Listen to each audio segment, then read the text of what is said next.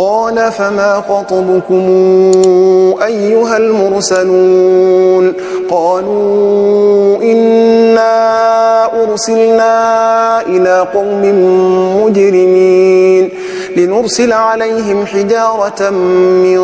طين مسومة عند ربك للمسرفين فأخرجنا من كان فيها من المؤمنين فما وجدنا فيها غير بيت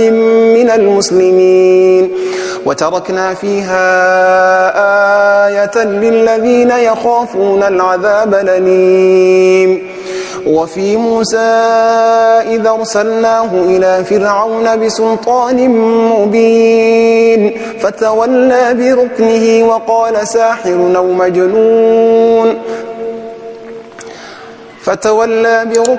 وقال ساحر أو مجنون فأخذناه وجنوده فنبذناهم في اليم وهو مليم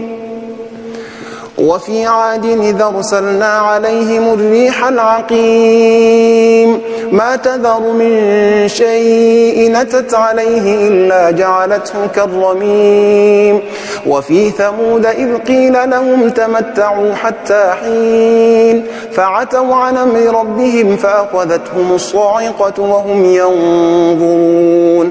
فما استطاعوا من قيام وما كانوا منتصرين وقوم نوح من قبل إنهم كانوا قوما فاسقين والسماء بنيناها بأيد وإنا لموسعون والأرض فرشناها فنعم الماهدون ومن كل شيء خلقنا زوجين لعلكم تذكرون ففروا إلى الله إني لكم منه نذير مبين ولا تجعلوا مع الله إلهنا آخر إني لكم منه نذير مبين كذلك ما أتى الذين من قبلهم من رسول إلا قالوا ساحر أو مجنون أتواصوا به بل هم قوم طاغون فتول عنهم فما أنت بملوم وذكر فإن الذكرى تنفع المؤمنين وما خلقت الجن والإنس إلا ليعبدون ما أريد منهم من رزق وما أريد أن يطعمون إن الله هو الرزاق ذو القوة المتين فإن للذين ظلموا ذنوبا مثل ذنوب أصحابهم فلا يستعجلون فويل للذين كفروا من يومهم الذي يوعدون بسم الله الرحمن الرحيم والطور وكتاب مسطور في رق منشور والبيت المعمور والسقف المرفوع والبحر المسجور إن عذاب ربك لواقع ما له من دافع يوم تمور السماء مورا وتسير الجبال سيرا فويل يومئذ للمكذبين الذين هم في خوض يلعبون يوم يدعون إلى نار جهنم دعا هذه النار التي كنتم بها تكذبون أفسحر هذا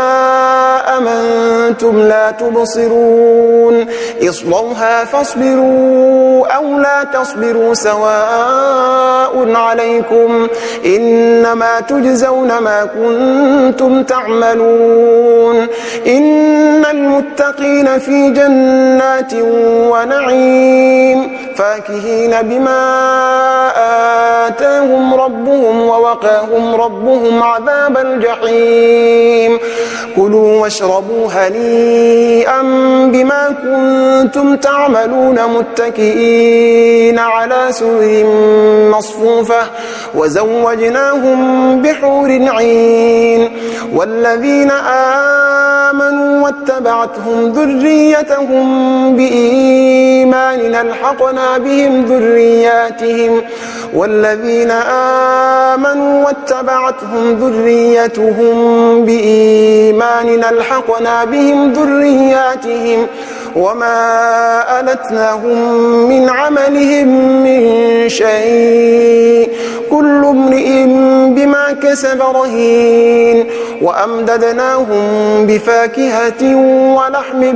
مما يشتهون يتنازعون فيها كأسا لا لغو فيها ولا تاثيم